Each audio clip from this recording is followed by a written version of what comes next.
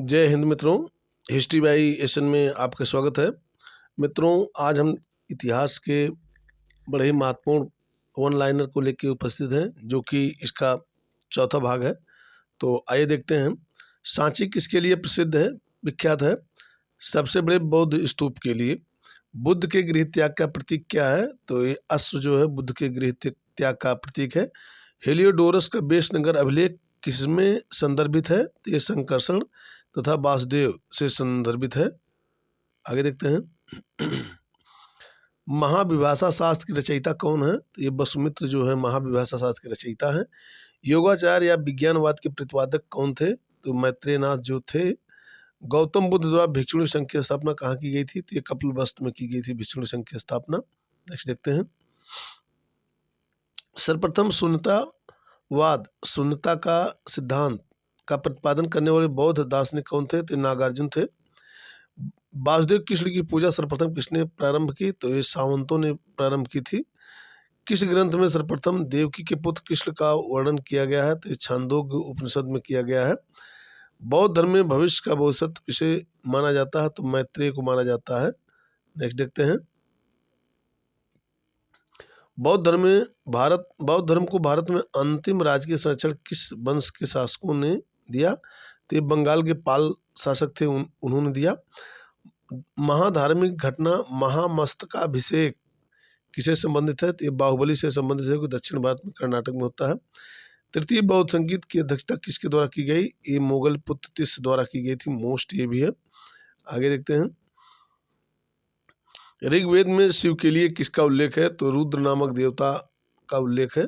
लिंग पूजा का पहला स्पष्ट वर्णन कहाँ मिलता है, कहाँ से मिलता है? तो ये मत्स्य पुराण से मिलता है। नेक्स्ट है। पाशुपत संप्रदाय के संस्थापक कौन थे? ये लकुलीश थे, पाशुपत संप्रदाय के संस्थापक। पाशुपत संप्रदाय के अनुयायियों को क्या कहा गया है? तो ये पंचार्थिक कहा गया है। मोस्ट ये भी है। नेक्स्ट देखते हैं। श्रीकर पंडित कौन थे? एक विख्यात पशु आचार्य थे, पाशुपत आचार्य थे। कापालिक संप्रदाय के अनुयायियों को शिव पुराण में क्या कहा गया है? महाव्रतधर कहा गया उन्हें। लिंगायत संप्रदाय कहाँ प्रचलित था? तो दक्षिण में प्रचलित थे। लिंगायत संप्रदाय को क्या कहा जाता था? ये जंगम कहा जाता था। मोस्ट है। आगे देखते हैं। बसव पुराण में लिंगायत संप्रदाय के प्रवर्तक तथा उनके शिष्य किसको बताया गया है? तो अल्लभ प्रभु और वासव को जो है उनका शिष्य बताया गया है, वासव को। 10वीं शताब्दी में मसेंद्र नाथ ने किसकी स्थापना की थी? ये नाथ संप्रदाय की स्थापना की थी, जो कि गोरखपुर में। नाथ संप्रदाय का व्यापक प्रचार किसके समय में हुआ? तो गोरखनाथ के समय में हुआ था, गुरु गोरखनाथ जिसे कहते हैं। नेक्स्ट देखते हैं। दक्षिण भारत में शैव धर्म किसके समय में लोकप्रिय था? तो ये चालुक्य, राष्ट्रकूट, पल्लव और चोल के समय में जो है महत्वपूर्ण था, लोकप्रिय था। नयनार संतों की संख्या कितनी बताई गई है? 63 बताई गई है नयनार संतों की संख्या। किस कबीले से संबंधित थे? ये वृषभ कबीले से संबंधित थे। विष्णु के 10 दशावतारों का उल्लेख किसमें मिलता है? तो मत्स्य पुराण में विष्णु के दशावतारों का उल्लेख मिलता है। नेक्स्ट देखते हैं। वैष्णव धर्म में ईश्वर को प्राप्त करने के लिए सर्वाधिक महत्व किसे दिया गया है? तो ये भक्त को दिया गया है। इस्लाम धर्म के संस्थापक कौन थे? तो हजरत मोहम्मद साहब थे इस्लाम धर्म के संस्थापक। हजरत मोहम्मद साहब के पिता का नाम क्या था? तो ये अब्दुल्ला था, हजरत मोहम्मद साहब के पिता का नाम। हजरत मोहम्मद साहब की माता का नाम क्या था? तो अमीना था उनका नाम। नेक्स्ट देखते हैं। हजरत मोहम्मद साहब को कब और किस स्थान पर ज्ञान की प्राप्ति हुई? तो 610 ईस्वी में मक्का के पास हीरा नामक गुफा में प्राप्त हुई थी। मोहम्मद की शादी किसके साथ हुई थी? एक खदीजा नामक एक विधवा से हुई थी। मोहम्मद की पुत्री और दामाद का नाम क्या था? फातिमा और अली हुसैन नाम थे। देवदूत गैब्रियल ने मोहम्मद पैगंबर साहब को किस भाषा में कुरान संप्रेषित की? तो अरबी भाषा में संप्रेषित की थी। हजरत मोहम्मद साहब को कहाँ दफनाया गया? ये मदीना में इनको दफनाया गया था, मोहम्मद साहब को। नेक्स्ट देखते हैं। मोहम्मद साहब का न्याय संगत उत्तराधिकारी किसे मानते हैं? तो अली को मानते हैं। अली की शिक्षाओं में विश्वास करने वाले को क्या कहा जाता था? तो ये शिया कहा जाता था। अली की हत्या कब हुई? ये 661 ईस्वी में हुई थी अली की हत्या। पैगंबर मोहम्मद साहब के उत्तराधिकारी क्या कहलाए? खलीफा कहलाए थे। नेक्स्ट देखते हैं, ढाई महत्वपूर्ण है। इस्लाम में खलीफा पद कब तक रहा? तो ये 1924 तक था ये खलीफा का पद। खलीफा पद को किस शासक ने समाप्त किया? तुर्की के शासक मुस्तफा कमाल पाशा ने खलीफा पद को समाप्त किया था। आगे देखते हैं, मोहम्मद साहब पैगंबर के जन्मदिन पर कौन सा पर्व मनाया जाता है? तो ईद ए मिलादुल नबी मनाया जाता है। नेक्स्ट देखते हैं, अगला है, ईसा मसीह का जन्म स्थान किस स्थान पर हुआ था? ईसा मसीह का जन्म किस स्थान पर हुआ था? तो ये यरूशलेम के निकट बेथलेहम में हुआ था। ईसा मसीह को सूली पर कब चढ़ाया गया? तो ये 33 ईस्वी में चढ़ाया गया था। ईसाई धर्म का सबसे पवित्र चिन्ह क्या है? क्रॉस है। पारसी धर्म के पैगंबर कौन थे? ये जरथुस्त्र थे, ईरानी थे ये।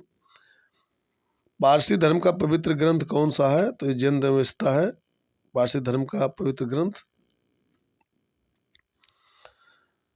इस धर्म के अनुयायी को क्या कहा जाता है? तो अग्नि पूजक कहा जाता है पारसी धर्म के अनुयायियों को। मगध का सबसे प्राचीन वंश के संस्थापक कौन थे? तो ये बृहद्रथ थे, मगध के प्राचीन वंश के संस्थापक। महात्मा बुद्ध की सेवा में बिंबिसार ने किसे भेजा था? तो ये राजवैद्य जीवक को भेजा था, मोस्ट है। बिंबिसार ने किस किस से वैवाहिक संबंध स्थापित कर अपने साम्राज्य का विस्तार किया था? तो इसमें कौशल नरेश प्रसेनजीत की बहन कोसला से, वैशाली के चेटक की पुत्री चलना से, मिथिला की राजकुमारी वासवी से तथा मध्य देश की राजकुमारी क्षेमा से विवाह किया था उन्होंने। मध्य देश की राजकुमारी क्षेमा से। किसकी सहायता से अजातशत्रु ने वैशाली पर विजय प्राप्त की थी? तो वर्षास्कर और सुनील की सहायता से जो है इन्होंने विजय प्राप्त की थी। उदयन किस धर्म का अनुयायी था? ये जैन धर्म का अनुयायी था, मोस्ट है। आगे देखते हैं, हर्यक वंश का अंतिम राजा कौन था? तो उदयन का पुत्र नागदशक ये हर्यक वंश का अंतिम शासक था। शिशुनाग वंश का अंतिम राजा कौन था? तो ये नंदिवर्धन था। नेक्स्ट देखते हैं, किस प्रकार का मृदभांड पारी भारत में द्वितीय नगरीकरण के प्रारंभ का प्रतीक माना गया है? तो उत्तरी काले पालिशकृत बर्तन जो है ये द्वितीय नगरीकरण के प्रतीक माने गए हैं। नेक्स्ट देखते हैं, ईरान के हकामनी वंश के किस शासक ने भारतीय भूभाग को जीतने के बाद उसे फारस साम्राज्य का 20वां प्रांत बनाया था? तो डेरियस या दरियाहु फर्स्ट जो डेरियस फर्स्ट या दरियाहु फर्स्ट ने बनाया था। मगध सम्राट बिंबिसार ने अपने राजवैद्य जीवक को किस राज्य के राजा की चिकित्सा के लिए भेजा था? ते अवंती के राजा की चिकित्सा के लिए भेजा था। महाजनपद काल में श्रेष्ठियों के श्रेणियों के संचालन को क्या कहा जाता था? तो श्रेष्ठिन कहा जाता था। सिकंदर किसका शिष्य था? ये पूछा गया है। तो सिकंदर किसका शिष्य था? तो अरस्तु का शिष्य था सिकंदर। नेक्स्ट देखते हैं, स्वातंत्र्योत्तर भारत में सबसे अधिक संख्या में हड़प्पा युगीन स्थलों की खोज किस राज्य में हुई? तो ये गुजरात राज्य में हुई थी, मोस्ट है। किस धर्म को बौद्ध धर्म की जन्मस्थली माना जाता है? तो ये लुम्बिनी को माना जाता है। शिवाजी के पिता शाहजी भोसले मूलतः किस राज्य की सेवा में थे? तो ये बीजापुर राज्य की सेवा में थे। आगे देखते हैं, मध्यकालीन भारत के किस शासक ने महाजर की घोषणा की थी? तो अकबर ने 1579 में महाजर की घोषणा की थी। दिल्ली के लाल किले का निर्माण किस मुगल शासक ने करवाया? इस किले में मोती मस्जिद का निर्माण किसने करवाया? क्रमशः शाहजहां ने लाल किले का निर्माण करवाया और लाल किले के अंदर जो मोती मस्जिद का निर्माण औरंगजेब ने करवाया था। नेक्स्ट देखते हैं,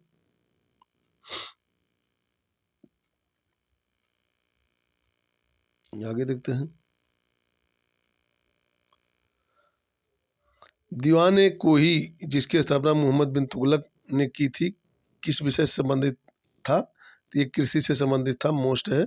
ब्रिटिश ईस्ट इंडिया कंपनी को सूरत में कारखाने की अनुमति देने वाला मुगल बादशाह कौन था? तो ये जहांगीर था, मुगल शासक। 1878 का वर्नाक्युलर प्रेस एक्ट का अभिप्राय था भारतीय भाषाओं में समाचार पत्रों का प्रकाशन रोकना, इसका ये उद्देश्य था। नेक्स्ट देखते हैं, सत्य शोधक समाज की स्थापना किसने की थी? ये ज्योतिबा फुले किए थे। पेशावर किस सम्राट के शासनकाल में बौद्ध सभ्यता को प्रसिद्ध केंद्र था, बौद्ध सभ्यता का प्रसिद्ध केंद्र था। कनिष्क के शासनकाल में था पेशावर बौद्ध धर्म का प्रसिद्ध केंद्र। मोहम्मद बिन तुगलक के शासनकाल के अंतिम दिनों में दक्षिणी भारत में किस दो विशाल स्वतंत्र राज्यों का उदय हुआ? तो विजयनगर तथा बाहमनी साम्राज्य का उदय हुआ था। मोस्ट है एमबीटी के काल में। खानवा के युद्ध में मेवाड़ को पराजित करने वाला शासक कौन था? तो बाबर था। खानवा के युद्ध में दास वंश को समाप्त कर खिलजी वंश के स्थापना आधारशिला रखने वाला खिलजी वंश का शासक कौन था? तो जलालुद्दीन फिरोज खिलजी था। नेक्स्ट देखते हैं। भारत पर आक्रमण करने के लिए 1524 ईस्वी में बाबर को लोधी वंश के किन दो सरदारों ने आमंत्रित किया था? तो ये आलम खां लोधी और दौलत खां लोधी, ये लोग जो है आमंत्रित किए थे। 9 फरवरी 1757 में अलीनगर की संधि किन किन के मध्य हुई थी? तो सिराजुद्दौला और क्लाइव के मध्य हुई थी। किस एक्ट के अंतर्गत कलकत्ता सर्वोच्च न्यायालय की स्थापना हुई? तो रेगुलेटिंग एक्ट 1773 के अंतर्गत 1774 में स्थापना हुई थी। बड़ा ही महत्वपूर्ण है। सामवेद का प्रथम दृष्टा वेद व्यास के किस शिष्य को माना जाता है? तो जैमिनी को माना जाता है। अशोक के अधिकांश अभिलेख किस लिपि में है? तो ब्राह्मी लिपि में है। मोस्ट है। आगे देखते हैं। किस बौद्ध ग्रंथ से यह पता चलता है कि 6वीं शताब्दी ईसा पूर्व में 16 महाजनपद क्षेत्रीय राज्य विद्यमान थे? तो अंगुत्तर निकाय ये बौद्ध ग्रंथ है। किसने लिखा कि ब्राह्मण की तुलना परीक्षा तुला से, क्षत्रिय की अग्नि से, वैश्य की जल से तथा शूद्र की विष से की जानी थी? तो ब्राह्महीर ने लिखा था। नेक्स्ट देखते हैं। ब्राह्महीर ने अपनी किस पुस्तक में चारों वर्णों के लिए अलग अलग न्याय कसौटियों का विधान किया? तो बृहद संहिता में इसका उल्लेख है। चेर शासकों में किसको अपना सबसे महान राजा बताया? 6 शासकों ने किसको अपना सबसे महान राजा बताया है? ये सेन गुटुअन लालचेर को बताया था। नेक्स्ट देखते हैं। 973 ईस्वी में गंग राजा राजमल्ल चतुर्थ के किस मंत्री ने श्रवण बेलगोला में गोमतेश्वर की 55.5 फुट ऊंची विशाल प्रतिमा का निर्माण करवाया? तो चामुंड राय ने करवाया था। नेक्स्ट देखते हैं। सिकंदर का सेनापति कौन था? तो सेल्यूकस निकेटर सिकंदर का सेनापति था। सिकंदर की मृत्यु कब हुई? 323 ईसा पूर्व में बेबीलोन में हुई थी। सिकंदर का जल सेनापति कौन था? नियारकस था उसका जल सेनापति। नेक्स्ट देखते हैं।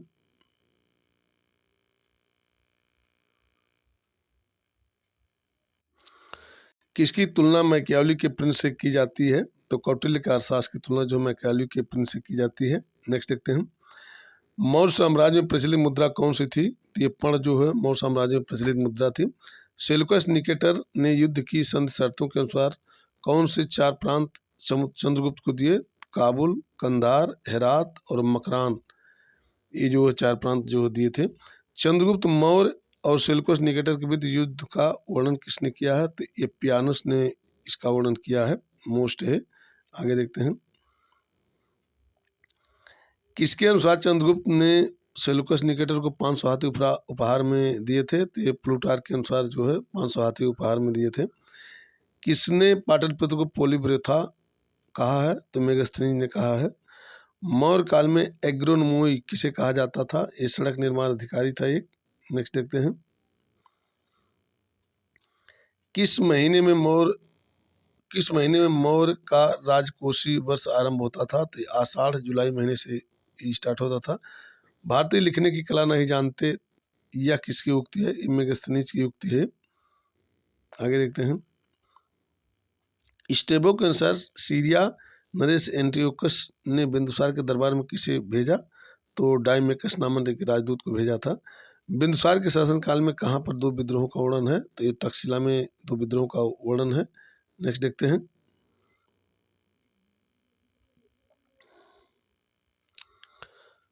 तक्षशिला विद्रोहों को दबाने के लिए बिंदुसार ने किसे भेजा? सबसे पहले सुसीम को बाद में अशोक को भेजा था। एथिनियस के अनुसार बिंदुसार ने सीरिया के शासक एंटियोकस फर्स्ट से क्या भेजने की प्रार्थना की थी? तो मदिरा, सूखे अंजीर और एक दार्शनिक भेजने की मांग की थी ये। नेक्स्ट देखते हैं। आक्रमण के समय कलिंग की राजधानी कहाँ थी? ये तोसली थी आक्रमण के समय कलिंग की राजधानी। बराबर की पहाड़ियों में स्थित 4 गुफाओं के नाम क्या थे? तो कर्ण, चौपार, सुदामा और विश्व झोपड़ी, ये 4 थी, मोस्ट हैं। अशोक के पौत्र दशरथ ने आजीविकों को कौन सी गुफा प्रदान की? तो ये नागार्जुन गुफा प्रदान की थी, मोस्ट है। आगे देखते हैं। अशोक की माता का नाम क्या था? अशोक की माता का नाम सुभद्रांगी था। अशोक ने बौद्ध धर्म के प्रचार के लिए अपने पुत्र महेंद्र एवं पुत्री संघमित्रा को कहाँ भेजा था? तो ये श्रीलंका भेजा था। अशोक के अभिलेखों में किस लिपि का प्रयोग हुआ है? तो ब्राह्मी, खरोष्ठी, ग्रीक और आर्माइक, ये 4 लिपियों का जो है प्रयोग हुआ अशोक के अभिलेखों में। नेक्स्ट देखते हैं। अशोक के किस शिलालेख अभिलेख में पशुबल की निंदा की गई है? तो पहले शिलालेख में पशुबल की निंदा की गई। किस अभिलेख में कलिंग युद्ध का वर्णन एवं अशोक के हृदय परिवर्तन की बात कही गई है? तो ये 13वें शिलालेख में की गई है, मोस्ट है भी। अशोक का कौन सा अभिलेख सबसे लंबा है? तो 7वां जो है अभिलेख सबसे लंबा है इसका। नेक्स्ट देखते हैं। अशोक का कौन सा अभिलेख ग्रीक एवं आर्माइक भाषाओं में प्राप्त हुआ? सरेकुना कंधार अभिलेख। अशोक के समय प्रांतों को क्या कहा जाता था? तो चक्र कहा जाता था, मोस्ट है। आगे देखते हैं। खैर उल मजलिस के लेखक कौन है? तो हमीद कलंदर जो है खैर उल मजलिस के लेखक हैं। अकबर के दरबार में प्रसिद्ध हिंदी कवि कौन थे? तो अब्दुल रहीम खान खाना थे, मोस्ट है। मलिक काफूर के विरुद्ध लड़ने वाले वारंगल के काकती शासक थे? ये प्रताप रुद्रदेव तृतीय थे, मोस्ट है। आगे देखते हैं। कैरेट एंड स्टिक की नीति अपनाने वाले लॉर्ड मिंटो किसके बाद इस पद पर आए? तो ये करजन के बाद आए थे। स्थायी भू बंदोबस्त किस गवर्नर जनरल ने और कहाँ आरंभ किया था? लॉर्ड कॉर्नवालिस ने बंगाल में आरंभ किया था। अष्टांग मार्ग का पालन करने की शिक्षा किसमें दी गई है?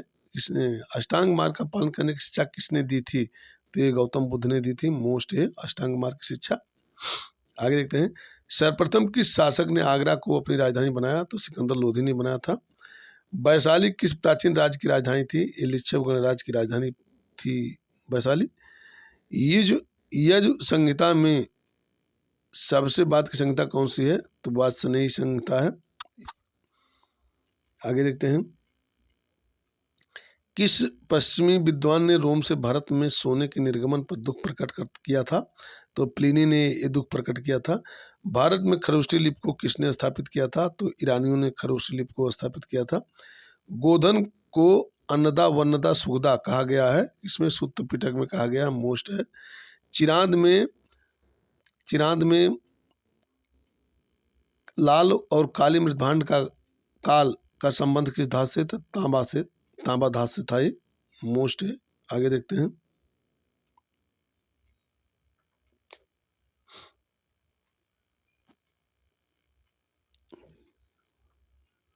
अगला देखते हैं हम। चिरांद में लाल व काले मृदभांड काल का संबंध किस धातु से है? ये तांबा से है इसका संबंध। संपन्न व धनी किसानों को संगम साहित्य में क्या कहा गया है? तो बेल्लार कहा गया उन्हें। ऋग्वेद में अनन्या शब्द का इस्तेमाल किसके लिए हुआ? दूध देने वाली गाय के लिए। आगे देखते हैं। जो गाय दूध देती थी उसके लिए इस्तेमाल हुआ है। आगे है। खिलजी शासन के दौरान निर्मित वस्तुओं तथा बाहर के प्रदेशों, अधीनस्थ राज्यों और विदेशों से आने वाले माल के बाजार को क्या कहा जाता था? तो सराय या दल कहा जाता था उसे। किस अभिलेख में अशोक को पहचाना गया है? किस अभिलेख से अशोक की पहचान हुई है? तो मास्की और गुर्जर अभिलेख से जो अशोक की पहचान हुई है, बड़ा ही महत्वपूर्ण है। आगे है। देवपत्तन और कश्मीर के श्रीनगर की स्थापना का श्रेय किसे जाता है? तो अशोक को जाता है, मोस्ट है। किस मुगल शासक को रंगीला के नाम से जाना जाता है? तो मोहम्मद शाह को रंगीला के नाम से जाना जाता है। चंदेल वंश का संस्थापक कौन था? तो ये नन्नुक था चंदेल वंश का संस्थापक। आगे देखते हैं। आगे है। किस शक शासक ने सुदर्शन झील का पुनर्निर्माण करवाया था? तो रुद्रदामन प्रथम ने करवाया था। बादरायण का ब्रह्मसूत्र किस दर्शन से संबंधित है? तो वेदांत दर्शन से संबंधित है। बुद्ध की प्रथम प्रतिमा बनाने का श्रेय किस कला को दिया जाता है? तो मथुरा कला को दिया जाता है, मोस्ट है। जैन धर्म के प्रथम तीर्थंकर कौन थे? तो ऋषभदेव थे, मोस्ट ये भी है। आगे देखते हैं। ओम नमो भगवते वासुदेवाय किस धर्म का प्रमुख मंत्र है? तो वैष्णव संप्रदाय का एक प्रमुख मंत्र है। पिरामिडाकार विमान किस शैली के मंदिरों के खास अंग है? तो ये द्रविड़ शैली के मंदिर होते हैं पिरामिडाकार। भारत के किस सम्राट ने चीन की सेना को परास्त किया? तो कनिष्क ने चीन की सेना को परास्त किया था। नेक्स्ट देखते हैं। महारानी विक्टोरिया ने भारत की महारानी की उपाधि किस वर्ष धारण की थी? तो 1 जनवरी 1867 को धारण की थी। प्रांतों के प्रशासक क्या कहलाते थे? कुमार या आर्यपुत्र या राष्ट्रिक कहलाते थे, मोस्ट ये भी है। आगे देखते हैं। अशोक के समय बिक्री कर के रूप में मूल्य का कितना भाग वसूला जाता था? तो ये 10वां भाग वसूला जाता था। सरकारी भूमि को क्या कहा जाता था? तो सीता कहा जाता था सरकारी भूमि को मौर्य काल में। बिना अच्छी वर्षा के खेती होने वाली भूमि को क्या कहा जाता था? अदेव मातृक उसे कहा जाता था, मोस्ट ये भी है। आगे देखते हैं। स्वतंत्र वेश्यावृत्ति को अपनाने वाली महिला को क्या कहा जाता था? तो रूपा जीवा कहा जाता था। सम्राट अशोक की वह पत्नी कौन सी थी जिसने उसको प्रभावित किया था? तो कारुआकी ने उसको प्रभावित किया था। सर्वप्रथम भारतवर्ष का जिक्र किस अभिलेख में हुआ है? तो हाथीगुम्बा अभिलेख में हुआ है, जो कि उड़ीसा में स्थित है। आगे देखते हैं। सर्वप्रथम दुर्भिक्ष की जानकारी देने वाला अभिलेख कौन सा है? तो सोहगौरा अभिलेख है। दुर्भिक्ष की जानकारी सर्वप्रथम यहीं से मिलती है हमको। सर्वप्रथम भारत में होने वाले हुण आक्रमण की जानकारी किस लेख से मिलती है? तो भीतरी स्तंभ लेख से मिलती है, जो कि गाजीपुर में स्थित है। नेक्स्ट देखते हैं।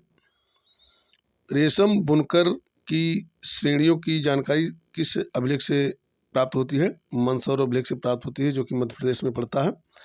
प्राचीनतम सिक्कों को साहित्य में क्या कहा जाता है? तो कासापण या आहस सिक्के कहा जाता है, मोस्ट है। अगला देखते हैं। सर्वप्रथम सिक्कों पर लेख लिखवाने की प्रथा। सर्वप्रथम सिक्कों पर लेख लिखने का कार्य किन शासकों ने किया? तो यवन शासकों ने किया था, मोस्ट है। विष्ट क्या है? बिना प्राचीन काल में बेगारी को जो है विष्ट कहा जाता था। अगला देखते हैं। किस अभिलेख में चंद्रगुप्त मौर्य अशोक दोनों का नाम उल्लेख हुआ है एक साथ? महाक्षत्रप रुद्रामन का जूनागढ़ अभिलेख में जो है अशोक, चंद्रगुप्त मौर्य और अशोक दोनों का उल्लेख हुआ है। शुंग शासकों ने अपनी राजधानी कहाँ स्थापित की थी? तो विदिशा में स्थापित की थी, मोस्ट है। भरहुत स्तूप का निर्माण किसने करवाया था? तो ये पुष्यमित्र शुंग ने करवाया था, जो कि शुंग शासक था। पुष्यमित्र शुंग ने कितनी बार अश्वमेध यज्ञ किया? 2 बार अश्वमेध यज्ञ किया था। इसकी सूचना हमको धनदेव के अयोध्या अभिलेख से मिलती है, जिसमें 2 बार अश्वमेध यज्ञ करने का उल्लेख मिलता है। पुष्यमित्र शुंग के लिए किसने अश्वमेध यज्ञ कराए? तो पतंजल ने कराए थे, क्योंकि पतंजल पुष्यमित्र शुंग के पुरोहित थे। शुंग वंश का अंतिम शासक कौन था? तो देवभूत था, शुंग वंश का अंतिम शासक। देवभूत की हत्या कब और किसने की? तो 73 ईसा पूर्व में वासुदेव ने की थी। सुशर्मा की हत्या कब और किसने की? तो 28 BC में सिमुक ने की थी। नेक्स्ट देखते हैं, जो कि सातवाहन शासक था सिमुक। आगे देखते हैं।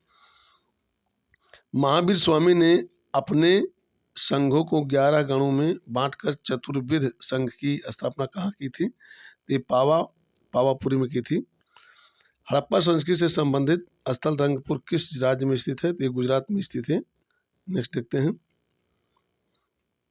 तैमूर के आक्रमण के समय भारत पर किस वंश का शासन था? तो तुगलक वंश का शासन था।